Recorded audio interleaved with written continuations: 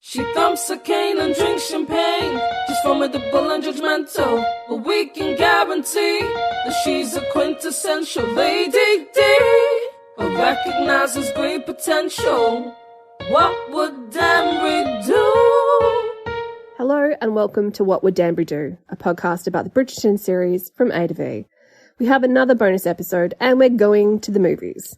Kate interviews Sunny Singh, a professor in creative writing at London Metropolitan University, as well as the award-winning writer and co-founder of the Jhalak Prize. They'll be discussing why we should use the expression Hindi cinema and how traditions of Bollywood influence this season of Bridgerton. Remember, you can find us online at Bridgerton Pod on Twitter and Facebook, at WWDDpod on Instagram, and join the conversation on the hashtag WWDDpod. Hello and welcome to this bonus episode of What Would Danbury Do? I'm delighted to be joined today by Sunny Singh. Sunny, can I ask you to introduce yourself, please? Hello, it's lovely to be here. My name is Sunny Singh. I am professor for creative writing and inclusion in the arts at London Metropolitan University. I am also a novelist and I work on issues of representation in contemporary culture, but obviously have a basis in working on that in, throughout history of cultural production. So that would be me. The reason that we've brought you into the What Would Danbury Do studios for today is because you have a really strong interest and love for Bollywood. I do have a very strong love and interest in Bollywood. I have my PhD was on Hindi cinema. I have produced lots of material, which is some of it journalistic, but a lot of it academic, about the Hindi film industry. So yes, and of course I was very excited, but also really wary when they announced it, that they were going to go that route with Bridgerton. And I have to say, I think the wariness was more justified than the excitement. I'm absolutely going to ask you a question about that a little bit later on. But before we get there, I think many of the people who enjoyed Bridgerton aren't necessarily going to be across what Bollywood actually is. They'll understand it, I think, as a concept, but not necessarily as the cultural phenomenon that it actually is. Can you tell us a little bit about the history and origins of Bollywood and Hindi cinema? Yes, of course. Now, I think, first of all, it's worth reminding ourselves that Bollywood is a term that a lot of people in the movie industry aren't very happy about in India. So it's not something we automatically use. I, for example, use commercial Hindi film industry. Sometimes I will, depending on who I'm speaking to, I will say the Bombay cinema. But yeah, Bollywood is quite a contested term. But if we think of commercial cinema, which is why the term originated, because it's seen as somehow similar to Hollywood, where these are films made for profit, made mostly by private money rather than government assistance, as is often the case with, for example, European cinema and cinema in India. It is commercial, it deeply commercial. It's very, very popular. It is one of the largest film industries in the world, if not the largest in terms of audience share, and not just in India, but across the globe. And it produces an enormous amount of movies. However, it's only one of about 20 different forms of cinema that are made in India. And I think it's worth going back to think about the history of commercial cinema in India, which is now nearly 110 years old. The first film that is made is a silent movie. It comes out in 1913. It is also worth thinking about that cinema got to India 6 months after the technology premiered in Paris. So it's a long-standing art form and form of narrative storytelling in the country. The commercial cinema project, if you want to call it that way, not just in Hindi, because of course that split happens in the 30s after talkies are introduced, comes up not only as a purely commercial enterprise, but the first film that is made, Raja Harishchandra, is also quite an explicit political project in order to create narratives that are Indian and are very much linked, of course, with the nationalist movement that is ongoing to gain independence, and can counter the material that is already coming out of the global north, or what we would call global north. And it's in fact inspired as a right back to the life of Jesus Christ, which is of course the big film from, the first decade of the 20th century. So that's a little bit of the background of it. And I think, so what we call in shorthand Bollywood is not only deeply embedded, but it is part of a very long trajectory of how cinema is seen, consumed, produced, and it has a very long history of being involved and constantly going back and forth with the politics and social structures and concerns, like any other major industry, but within India, as well as through the consumers and viewers outside India. So it's also been interesting to watch the disparity in Indian reactions, as in reactions from India to Bridgerton versus the diaspora reactions. It's an interesting project there. I'm going to ask a little bit more about the traditions and tropes within the commercial Hindi film industry a little bit later. But I'm really interested by what you said about how involved it is in terms of just Indian cultural life. Can you speak a little bit about the role that cinema plays, I suppose, within the Indian population, within both in India, but also in diaspora?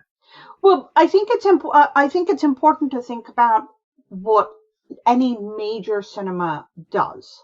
So any major cinema, whether we're looking at Italian or French or indeed Hollywood, it's about telling stories of the people and for the people.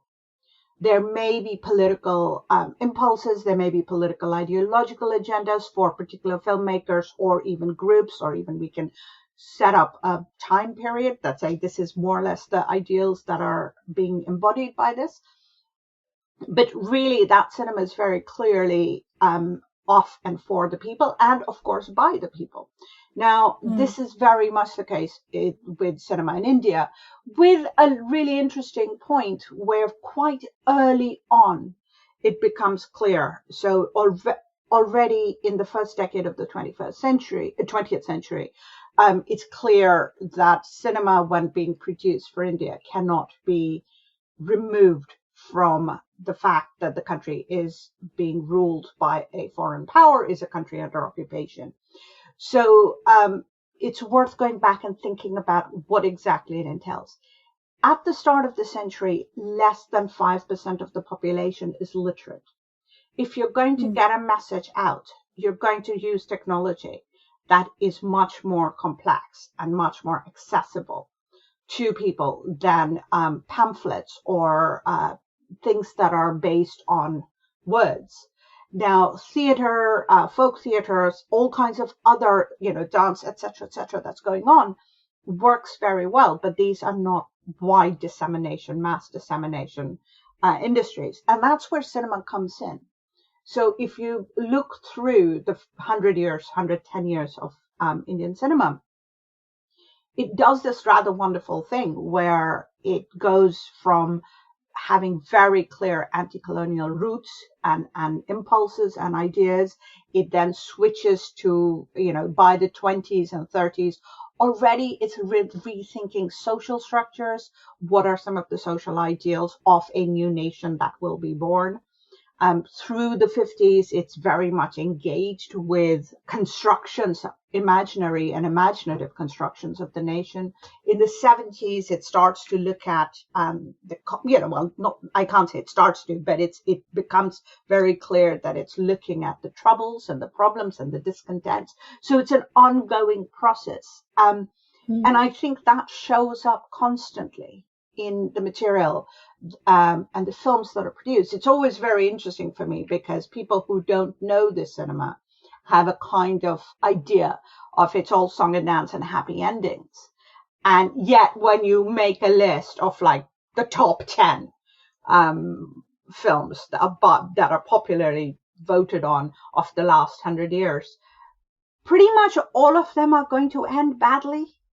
They all end in tragedies. So there was this a really interesting thought that really maybe tragedy is the most popular form of the Bollywood film. I mean, so it is worth thinking about how it's perceived in the global north, rather than the people who consume it. What is, of course, also very interesting is that from its very, very early days, it's a cinema that has traveled. It's always been cinema that's been global. So the first talkie in Persian was made in Bombay, not in Iran. Indian cinema has traveled through the post-colonial world, or right through Asia and Africa. It's also come through to parts of the diaspora, and not just the Indian diaspora, and I think, or the South Asian diaspora. And it's engaged within multiple ways, very, very different ways, depending on who's watching it and what they are looking for. So it's often used, I mean, the most stereotypical way, it's often used by diaspora families to teach language, to kind of do culture. But it's a really, I think, a superficial, reductive way of classifying it as that. I think there's a lot more involved. I'm so interested in what you said about the tragedy and the comedy, but I have one more question about, I suppose, the industry of it. And that is when you look at the history of the commercial Hindi film industry, what has been the effect of globalization, I suppose, and the influence of the West and influence of the global North? Has that made an enormous difference on the way that the stories that are told through the films, or the way that the films are made?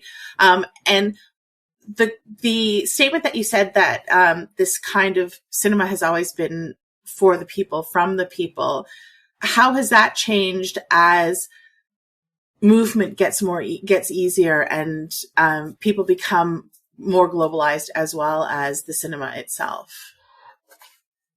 I think it's worth considering what we think of as globalization. Mm-hmm. So, as I said, the first talkie ever made in Persian is made in Bombay. It is not made in Iran, which is often how global North sees it, in these very linguistically siloed identities. Of course. Right through the 40s, the 50s, you're seeing films quite early on that are shot, I mean, right to the silent movies, that are shot in Italy, that are made about themes and ideas and topics set in China. It's an industry that's quite clear that it has a global presence and a global audience, even if it may not articulate it in those ways. A big change happens starting the 90s, and I mean, I shouldn't say a big change. It's not the first one, because it's a long trajectory. It's 110 years.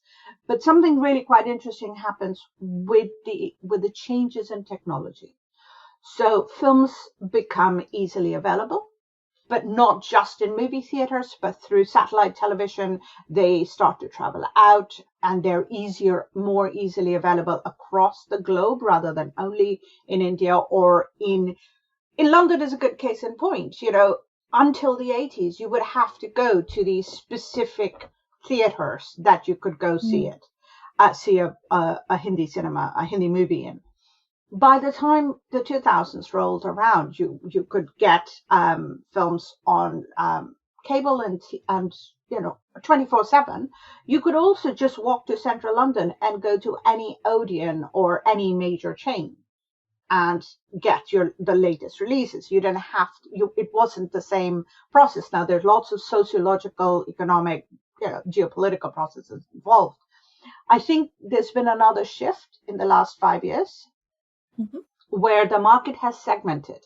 So there is the big movie that comes out, and that is through releases in theaters, so on.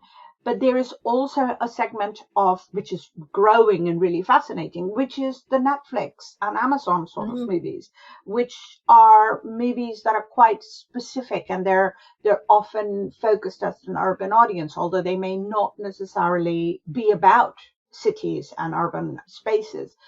So there is this real churning happening. In some ways, the big movie seems to be the lower end of it, but we've seen a similar churning before. It happened in the 80s, it happened in the late 60s, so I'm excited to see what will happen, because I think there isn't a dearth or a lessening of great material and great producers and directors and actors. I think we're looking at a much more diverse and possibly representative forms of cinema coming forward, and which will be much more varied and richer than ever before. Now, I'm an optimist, so I have to say that. So I'm sure there will be others who will disagree, but I think it's quite exciting, actually. Just before we leave that, I'm really interested in what you just said about a diversifying of what's on offer, particularly as streamers start picking up and people have more control really over what it is that they're interested in seeing. Because you said one of the correct ways to refer to the cinema that we're speaking of is Bombay cinema. And India, of course, is not Bombay. So what does the diversity within Indian cinema look like as compared to, I suppose, the Bombay cinema that we're talking about right now? I think it's worth remembering that India is an enormous country. Yes. We're looking at roughly 1.4 billion people. But it's also a country with a massive amount of diversity that is built in: ethnic, linguistic, religious, etc. Now, in the initial, let's say, 30 years or so of the silent films, when it kicked off from the first decade of the 20th century, one of the things movie makers don't have to worry about is the language they are using. Because the images and the audio tends to move around a little quite easily. The big shift happens in the 30s, and very quickly the adoption of the talkies. Again, the technology reaches India and it's picked up very, very quickly. And that's a split in the industry, which I find really exciting and interesting, because that's when you start seeing various centers, metropolitan centers across. So Chennai, which was then known as Madras, Kolkata, so these are all these different places which were already making films, already had presence of cinema, but maybe not in as large a scale. But the introduction of talkies changes everything, because suddenly they are able to make films. The technology allows them to make films in the languages that are spoken. So Tamil, Malayalam, Bengali, all of this starts to come up. And over the following decades, each of these and many more grow into quite significant centers of filmmaking. So now I think you could probably go through the whole map of India, and there will be significant movie making centers across the entire map in every state, across pretty much about 15 languages, of which we could say perhaps 8 are big major centers, which, Tamil cinema is huge in Japan, for example, and large parts of East Asia. Bengali cinema with Satyajit Ray has always had a kind of, and that's not the only form of Bengali cinema, but cinema in Bengali of a particular type has had much greater uptake in the global north, I think, because it sort of worked much more closely for historical reasons with conventions of global north cinemas. So there's an enormous variety. And if you're from India or you're in India and you love cinema, I think you could just basically spend all your life doing nothing but focusing on this incredible range of cinemas in multiple languages, and never need to look anywhere else for extraordinary films. Thank you. That was absolutely fascinating. I'd like to turn a little bit to the traditions the cinematic and storytelling traditions that happen within this commercial Hindi film industry. For our listeners, and I have to admit for myself as well, the main experience that I've had with these kinds of films have often been in parody or through multiple rewatches of Bride and Prejudice, which of course was, I think, this kind of cinema packaged up for a very Western audience. So I suppose I'm really interested in knowing what it is that creates commercial Hindi feel to a particular film. What kind of stories do you see a great deal of? What are the traditions? What are the tropes within the cinema? What is it, I think, that makes it a Hindi film?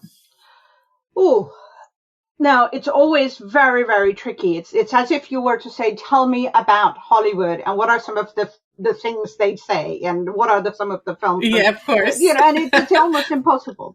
I'm aware it's a very unfair question. Yeah, but I think I think here the comparison to Hollywood is quite useful for one thing. From quite early on, and I would say almost late 20s to the 30s, the one thing the two industries have shared is the concept of stars. Mm-hmm. And so stars have gained power. They've, for various reasons at certain points and kind of dropped off, but really it's a star driven industry. And I think that is worth keeping in mind. As far as what kinds of stories that are told, that's really difficult because you will get the action movies and you will get, sort of the romances.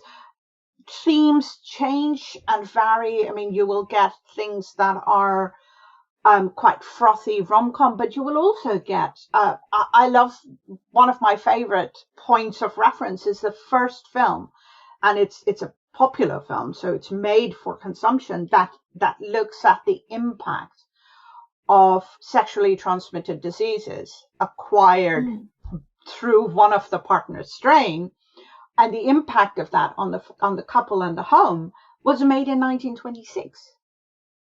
So, there is this idea, and I do think it's an Orientalist and kind of an imperialist, racist idea that, it's all just song and dance and cute. And you're right. I mean, I think the ways in which, the cinema is parodied and it's packaged in these kind of like, isn't it cute and naive and these silly people who want to make cinema and it isn't really kind of proper cinema the way we make it, has really had a long imperial and racist history, this form of thinking about cinema and cinema criticism.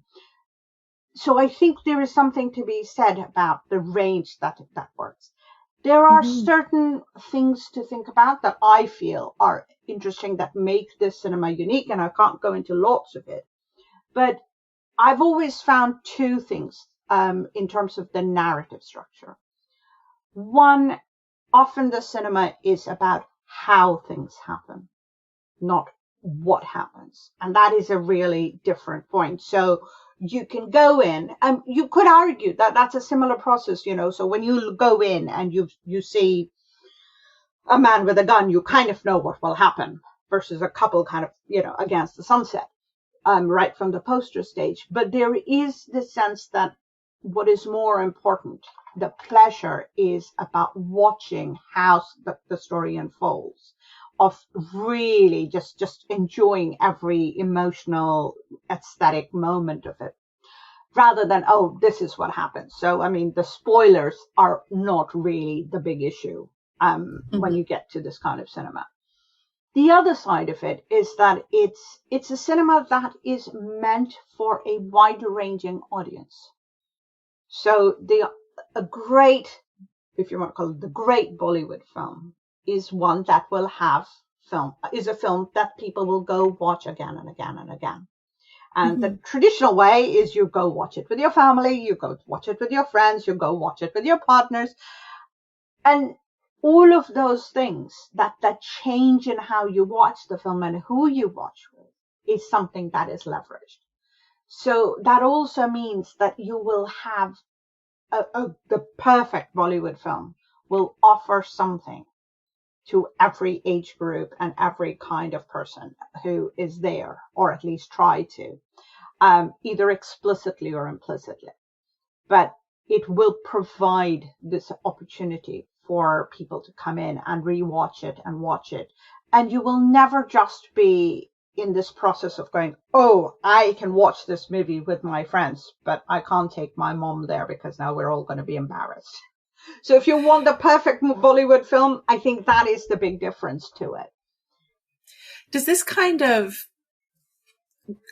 gross accessibility, for want of a better term, mean that there's a timeless quality to the films as well, in the sense that if you're watching it as a child, you're going to get something different out of it if you watch it again as a teenager, as you watch it again as an adult, as you watch it again as a parent? I think yes and no. I think the timelessness of any major cultural product or any cultural product is not about what it contains and how we watch it. It's about if it reflects a certain moment but transcends it. At least that is the way I see it. But I do think there is this idea that you can go back and watch a film in different times and different roles, and it can fulfill different needs emotionally and intellectually. So, but yes, the best of Bollywood or best of commercial Hindi cinema, just like any other cinema, has this timeless quality. So if I were to pick the top 100 films of the last 100 years, these are films that date from the 30s onwards on my personal list. Mm-hmm. And they would definitely be films you can watch at any given time and be moved and involved and inspired and just kind of drawn into it. And I suppose that is the timeless quality that we often talk of. Thank you so much for this introduction into commercial Hindi film industry.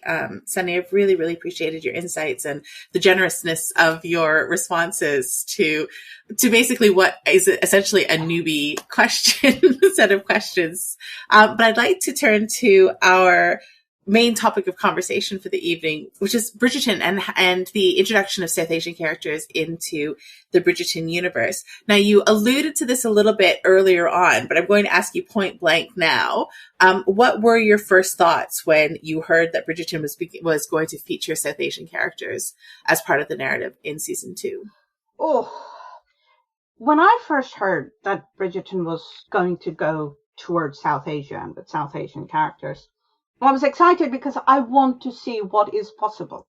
I wasn't particularly excited about seeing brown women in there, partly because I found the first season of Bridgerton deeply problematic. And I actually found the towards the end, that sequence where it's packaged, what is essentially a rape scene is packaged in the romance conventions and genres, but there was an additional layer of a white woman deliberately and explicitly overriding the consent of a visibly distressed black man.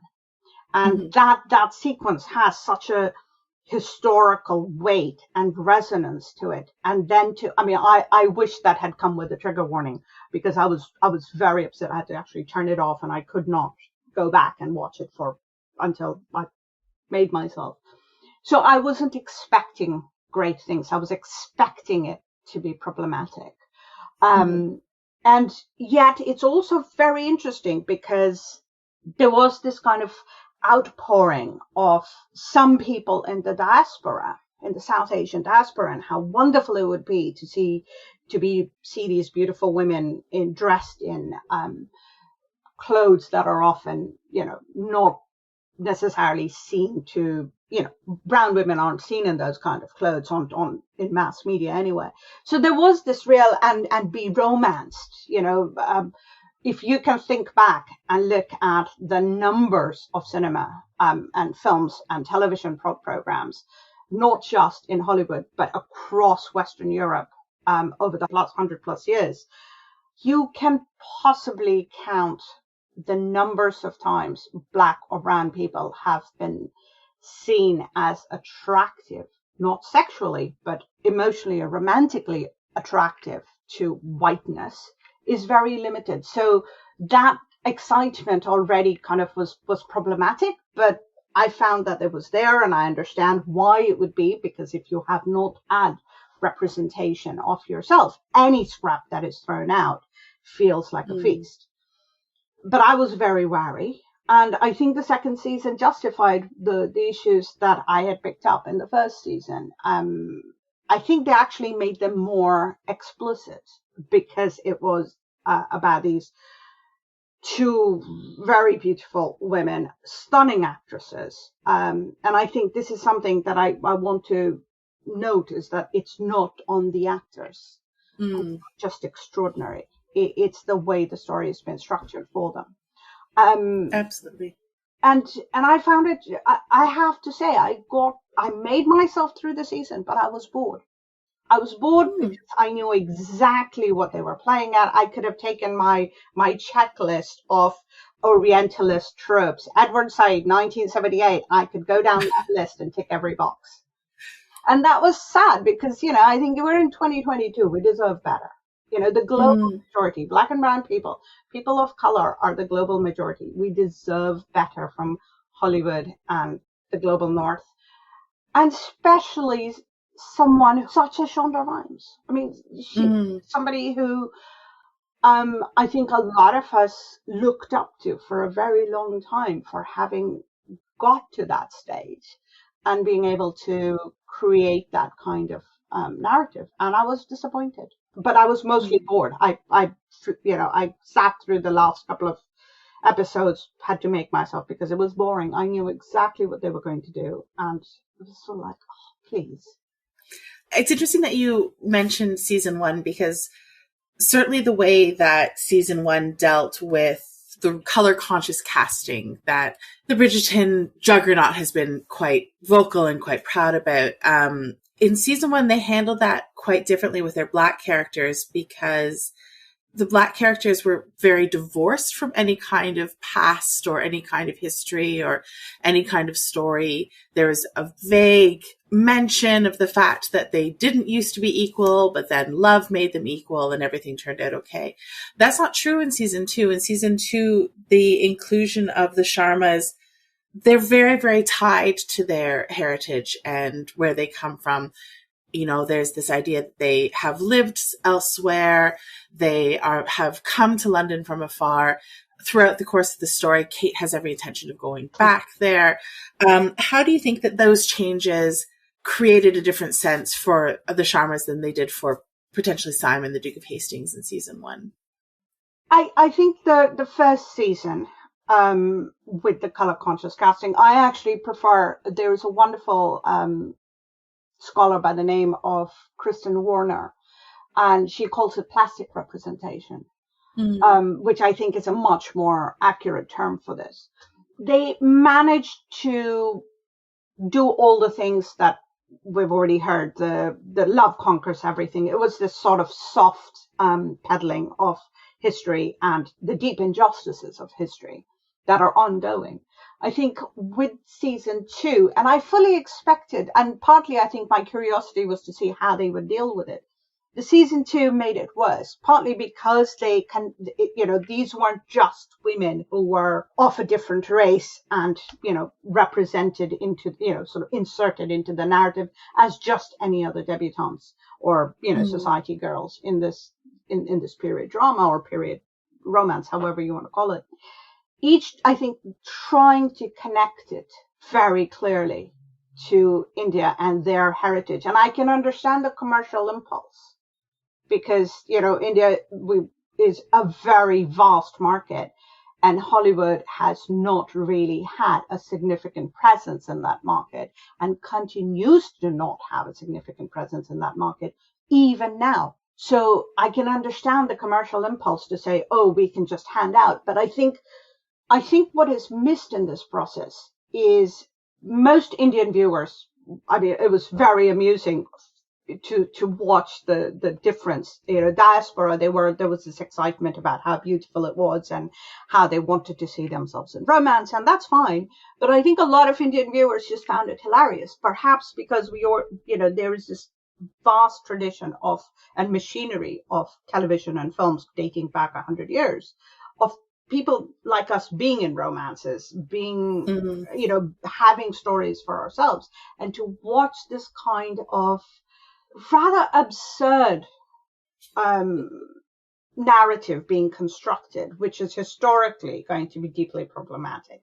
The kind of glossing over the problems that the narrative created was amusing. I think a lot of us, had a giggle at it. But I think there was something really problematic, because even though they tied the characters to India and to their heritage and did this sort of gloss of the bangles and kind of picking up a song from 2002 film, which is very well known, and these sort of, and the ceremony before the wedding. Mm-hmm. What was deeply, deeply problematic was they couldn't be bothered to do basic research. So the sisters address the father in Tamil. The older sister, Kate, calls her sister, uses the word in Bengali. They are somehow from Bombay, and she's supposed to speak Hindustani and Marathi. It's sort of like you can't even be bothered to have that tiny basic level of research. She mentions, I mean, the issues, there is a mention of a very, very important poet. Yes. Who didn't, who was a kid. But there's also he hadn't written anything yet. And I just felt really sad when I was watching the outpouring on Twitter and in the press about how extraordinary this was. And there was this amazing kind of outpouring towards the end where Kate's full name is used, the official name is used, and all this diaspora outpouring, not just from the South Asian diaspora, about how this white man got her name right, except that name does not exist. Unless he mispronounced it something really brutally, and I've made a list of possible names that Kate could have had. That name doesn't exist. And so for me, I just looked at it and I just turned it off. I went and watched a rather fabulous movie about queer people in a very small town in India, which is actually weirdly my hometown, on Netflix. And I frankly felt much better about it than this kind of constant narrative popular culture violence, because it's not cute. I have to deal with people having to not be able to pronounce my fairly straightforward name. People can't pronounce my full name. I am constantly misgendered because of my name. These are things. So to watch that moment where Kate Sharma is suddenly Katani Sharma, which doesn't actually exist as a name, was really, really offensive, and it was hurtful. And I think that's why I keep coming back. It's 2022. We deserve better. Better than scraps. Absolutely. I want to go through really quickly the I'm using air quotes for our listeners who can't see me at the moment, but the three pivotal Indian scenes in the course of the narrative. They're actually the ones that you've just listed off right now. So there's the haldi ceremony, there's the bangles, and then there's the inclusion of Kabhi Khushi Kabhi Gham, the song. Can you talk us through the traditions very quickly of what? So the haldi ceremony, the turmeric ceremony, is something that happens before the wedding, and involves both bride and groom. So I actually thought it was quite, it felt to me, it was this sort of cute nod. Oh, look, we're doing this. We've got the marigolds, and it's all England, and it's all fine. It's all going to be cute. Very similar to the whole thing. I found the whole bangle scene really, really overdone. And again, it's that moment where you look at it and you go, oh, so this is your idea of what Indian cinema or even Bollywood cinema is like. It's this kind of overwrought, really hammy thing. And I found it problematic because it shows that, it shows a lack of understanding of Bollywood and Indian cinema and India and Indian traditions. And this sort of, I go back to Warner's words, this plastic representation. Just gloss it up and throw it out, and it will somehow be great. I also found the whole sequence with Kate carrying spices to put in her tea, and it was supposed to be, oh, this is how masala tea is made. And it's sort of like, really, are we down to this level of stupidity? Truly, I mean, but it's beyond. I think that the problem is it's not stupidity. It's a studied ignorance, and it's a deliberate ignorance. And when you have a production that is trying to break into the market, in quotes, or trying to position itself as this great, international, multicultural, etc., etc., etc., it's insulting. It's really insulting. There's 1.4 billion Indians in India. If you add the rest of South Asia, that is nearly 2 billion human beings in the world. And we don't deserve the basic respect of having a decently scripted program. And yet we are supposed to be grateful because, hey, we got put into pretty dresses and loved by a white man who could not be bothered to actually know the name of this woman or pronounce it, if indeed it was one of the names I think it may have been. What is the name that you think it may have been? Potentially, my top choice is Katyayani, which would fit the name from, fit that time and potentially, but I don't think it is. I think they just made up. Given the fact they didn't research basics, I don't think they looked that far. I think they just made up a name. This sort of sounded vaguely South Asian, so meh.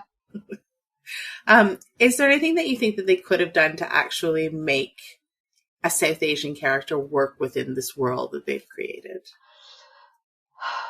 Okay, so we have evidence of what happened to aristocrats. We have historical evidence of aristocrats who traveled to the British court.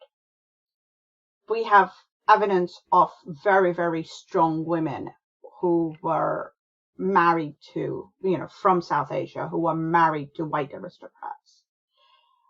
Frankly, those are much more interesting stories than finding a deeply problematic set of romance novels and somehow trying colorblind casting. I think that is much more pernicious, because what it does is it not just glosses over the complications of the past and the ongoing problems of the present in terms of racism and legacies of the empire, but it actually makes Black and brown people complicit, if not actually responsible, for what happened then and what is happening now. And I think it's worth going back to issues such as the slavery bailout, which bailed out slave owners and was the largest bailout by the British government, was structured as a loan, a long-term loan, which was paid for by the former colonies. And then by the final payment of it was actually made in 2015. The final payment on that loan was made in 2015. So by the dint of me working in Britain and paying my taxes, I paid that slavers' bailout. By dint of being somebody from a former colony, my family, my people have paid out the bailout for the last 200 years. And I find that really problematic, because this is not going to go away as a cute, we can put pretty girls in pretty dresses, and have white men love them, or white girl, gorgeous men in gorgeous clothes, and white women will love them. This is much more problematic because it's ongoing, and it's not going to end unless we are honest about it. In one thing that could be done, that could have been done to maybe salvage some of this for Bridgerton, they had one woman of, I think, South Asian background in the writer's room, from what I can see on IMDb. Yeah. What is the difference if from 200 years ago when white people are telling our stories anyway. Mm-hmm. Why can't we be asked to be involved? There's no dearth of brilliant writers of color in the US or elsewhere in the global north, or indeed in India. Why couldn't that be done? There's no dearth of romance writers with Indian heritage or of Indian culture that exist in the US as well. Exactly. The writers are there. And historical fiction writers are there, and historical romance novelists are there.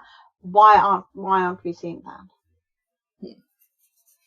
My last question for you today, Sunny, is can you provide some recommendations for somebody who would like to educate themselves or discover commercial Hindi film and see all of these amazing stories for themselves? Can you, for a beginner, hit me with the beginners, and then I'm going to ask you for potentially people who might have a little bit more information. Okay, well, first of all, I would say, this is not I'm just going to try and give you the first of things. Oh, this is tough. This is so hard. We've been talking about racism and imperialism and colonization. Yeah, and this is the hard question. I know, because I could just keep bringing up. So I would suggest there is a wonderful book, and it's called 100 Essential Indian Films. Okay. And it's by Rohit Dasgupta and Sangeeta Datta. And that's a fairly recent book because it looks at a whole series and not just Bombay cinema or commercial Hindi cinema. It's Indian cinema in general. Mm-hmm. A much older book. I can't say it's much older. It's going on about 20 years, if I remember correctly, roughly. It's by the scholar Rachel Dwyer, and it's called 100 Bollywood Films. And I think those two are great starting points. Yeah. For just getting a sense of what movies are out there, how to find. A lot of these are available online, the films. So if you get a book and or if you just go online and check out what's in the book, it'll give you a taste. But I think there's something else to be thought about. And I think this is a much more logical answer than just picking a couple of them. If I, as somebody who is from India, did not speak the language, did not know Hollywood or French cinema or Italian cinema, had not studied it, and I just walked into the first theater, watched a movie, and then said, oh, this is shit, this is so pathetic, and this is so XYZ, I would be laughed at. So what I would recommend is if your listeners or you are interested in the cinema, or indeed any cinema, there's an enormous amount of research, there's an enormous amount of material online. Take time to just familiarize yourself, but also park the immediate, oh, I've watched a Bollywood movie and it's hilarious, or it's camp, or it's parodic, or it's etc. etc. Just say you wouldn't do that with a cinema that is quote unquote respected in the global north. Mm-hmm. It's one of the things actually that we face a lot as people who are immersed in the romance novel community as well, finding the right book. So what I would recommend is just look up those two books, but also just go online and see who's doing what. We live in wonderful global times with access to extraordinary resources. So if you were to Google top 10, top favorites, it would be more than enough. And so that would be my suggestion. All right. Fantastic. Thank you so much, Sunny. I really appreciate everything that you've shared with us today and all of the insights that you've offered. I really appreciate your generosity and your commitment to the cinema as well. And I absolutely cannot wait to get started on my own commercial Hindi film journey. And I'm sure that our listeners will as well. Thank you so much. Thank you for having me on, Kate. It was a really lovely, wide-ranging chat. And I hope it assists or at least inspires some of your listeners to check out some more films from Bollywood and from India in general, and perhaps find romances that are not as predictable as Bridgerton. Thank you so much, Sunny. Thank you. Thanks for listening to another What Would Danbury Do bonus episode. Please hit subscribe wherever you get your podcasts to be notified when we release new episodes. And we have some more bonus episodes this season as well. Stay in touch online by finding us on Twitter and Facebook at Bridgerton Pod and on Instagram at WWDDpod. You can find show notes online at bridgertonpod.com, and we love hearing from you, so please send us an email at bridgertonpod@gmail.com.